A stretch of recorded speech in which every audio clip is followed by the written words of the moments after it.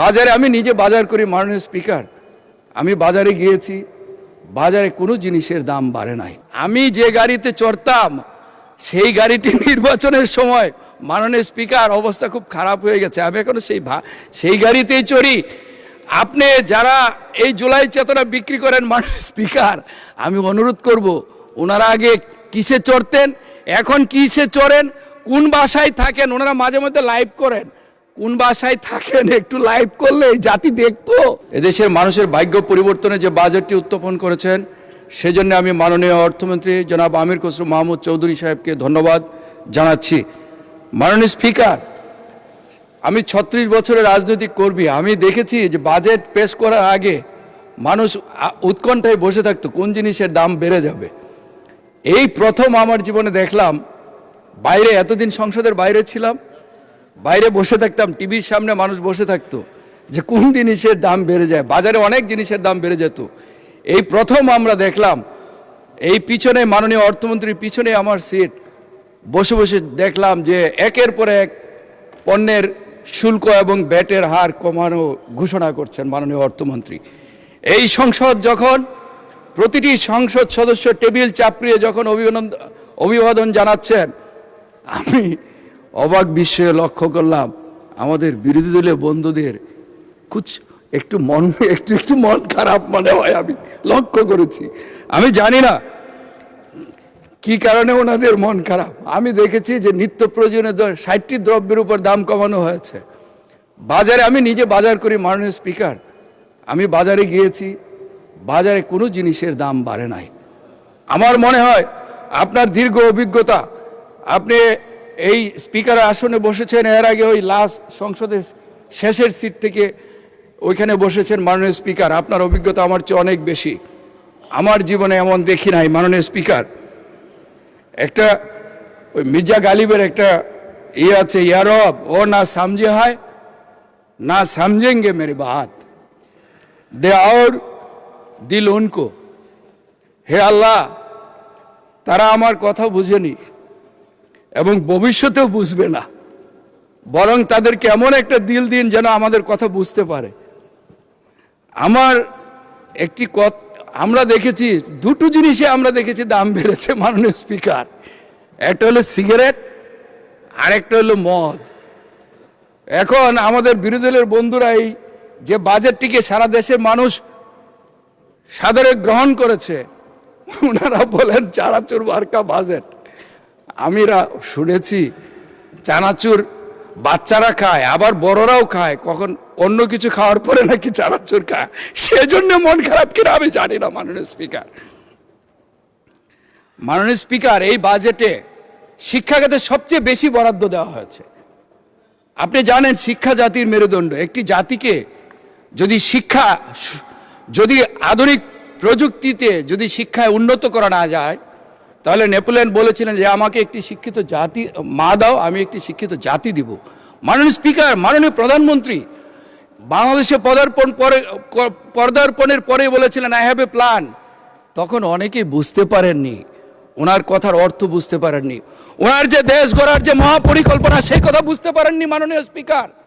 সেজন্যেই আর দেশে আসার আগে অনেকে বলেছিলেন তারেক রহমান আসে না কেন, আসবেন না, এইসব কথা বলেছিলেন।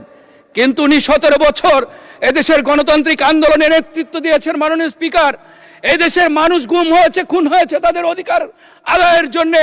17 বছর সেই বিদেশে থেকে এদেশের গণতান্ত্রিক আন্দোলনের নেতৃত্ব দিয়েছেন। এদেশের এই দেশ গড়ার পরিকল্পনা সাজিয়েছেন। 17 বছর তিলে তিলে এই দেশ গড়ার স্বপ্ন দেখিয়েছেন মানুষকে। আপনি লক্ষ্য করে দেখবেন মাননীয় স্পিকার, আমরা জুলাই যুদ্ধ করেছি, আমি নিজেও করেছি, আমাদের এইখানে যারা আছেন অনেকে এই জুলাই যুদ্ধ করেছেন, আমাদের সন্তানেরা করেছেন। কিন্তু অনেকে এই জুলাই চেতনা বিক্রি করেন মাননীয় স্পিকার। আমরা জুলাই চেতনা বিক্রি করি না মাননীয় স্পিকার, আমরা জুলাইকে ধারণ করি মাননীয় স্পিকার। জুলাই তো বিক্রি করার বিষয় না। যারা জুলাই চেতনা বিক্রি করেন তাদের প্রতি একটি অনুরোধ জানাবো, অনেকেই রিক্সায় চড়তেন, এখন প্রাডো গাড়িতে চড়েন আর জুলাই চেতনা বিক্রি করেন।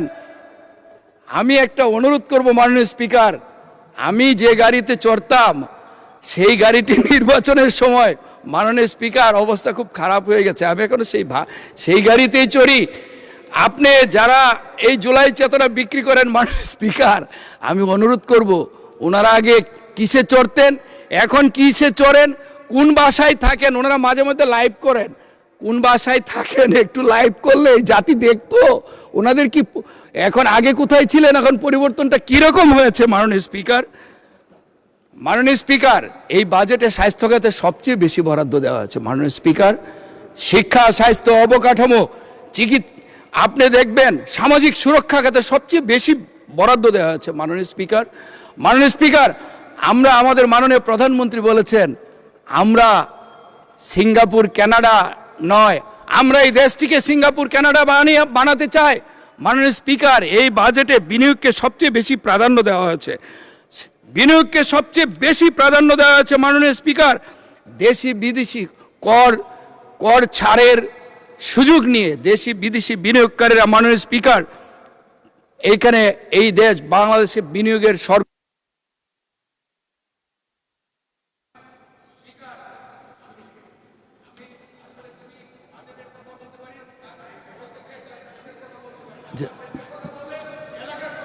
আচ্ছা 2 মিনিটে শেষ করেন। মাননীয় স্পিকার, আমাকে একটু 5টা মিনিট সময় বাড়িয়ে দেন। আপনার হুইপ দিয়েছেন 2 মিনিট। স্পিকার, মাননীয় চিফ হুইপের প্রতি অনুরোধ করব আমাকে 5টা মিনিট সময় বাড়িয়ে দেন। মাননীয় স্পিকার, 2 মিনিট। মাননীয় স্পিকার, মাননীয় স্পিকার, সঠিক নেতৃত্ব, দূরদর্শী নেতৃত্ব একমাত্র তারেক রহমান, শহীদ জিয়াউর রহমানের ঔরসজাত সন্তান।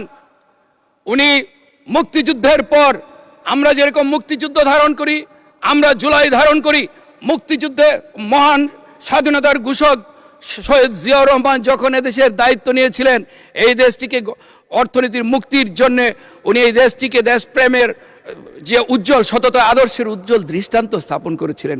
মাননীয় স্পিকার, আমরা স্বাধীনতাকে জুলাই দিয়ে মুছতে চাই না, আমরা স্বাধীনতাকে অন্তরে ধারণ করি, জুলাইকে অন্তরে ধারণ করি। মাননীয় স্পিকার, মাননীয় স্পিকার, আমার এলাকার কিছু সমস্যার কথা আমি মাননীয় স্পিকার বলতেই হবে এখানে। মাননীয় স্পিকার, আমি যে এলাকা থেকে নির্বাচিত হয়েছি, মাননীয় স্পিকার 47 বছর পর ওই এলাকা থেকে এই সংসদে আসার সৌভাগ্য হয়েছে। মাননীয় স্পিকার, আমি ছিলাম গোলন্দাজের জুলুমের রাজ্যে, আমার এখানে জিয়া হত্যার সাজাপ্রাপ্ত আসামি ক্যাপ্টেন অবসরপ্রাপ্ত গিয়াস এই মহান সংসদে এসে কলঙ্কিত করেছিলেন এই সংসদকে। মাননীয় স্পিকার, তারা জুলুমের রাজ্য কায়েম করেছিলেন, আমি ইনসাফের রাজ্য কায়েম করতে চাই।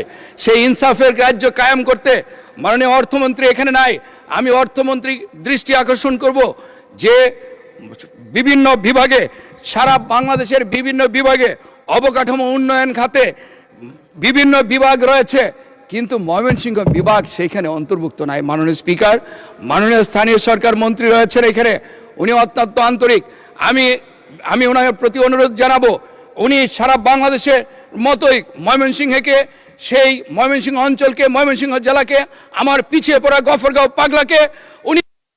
ধন্যবাদ মাননীয় সদস্য। পরবর্তী বক্তা মাননীয় সদস্য সালাউদ্দিন,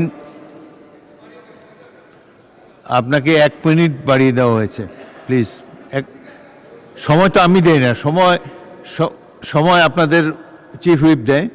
1 মিনিটে শেষ করেন প্লিজ, না হলে তাদের বক্তৃতা ছোট হয়ে যাবে। আপনি তাদের সময় নিয়ে নিচ্ছেন। আমার এলাকাটি অত্যন্ত অবহেলিত মাননীয় স্পিকার, আমার এলাকায় 47 বছর কোনো কাজ হয় না মাননীয় স্পিকার। গফরগাঁও বেগুন তো আছে মাননীয় স্পিকার, লাফা বেগুন সেটাও বিলুপ্ত হয়ে গেছে এই জুলুমের কারণে। মাননীয় স্পিকার, মাননীয় স্পিকার, আপনাকে মাননীয় স্পিকার, আমার এলাকাটা যেহেতু অত্যন্ত অবহেলিত, এই এলাকাটিকে একটি বিশেষ নজর দেওয়ার জন্য মাননীয় স্থানীয় সরকার মন্ত্রী, মাননীয় স্বাস্থ্যমন্ত্রী, এই যে মাননীয় সমাজ কল্যাণ মন্ত্রী এখানে রয়েছেন আমাদের সামনে, ওনার জন্মও কিন্তু আমার গফরগাঁয়ে। মাননীয় স্পিকার, ওনার নানার বাড়ি আমার গফরগাঁয়ে।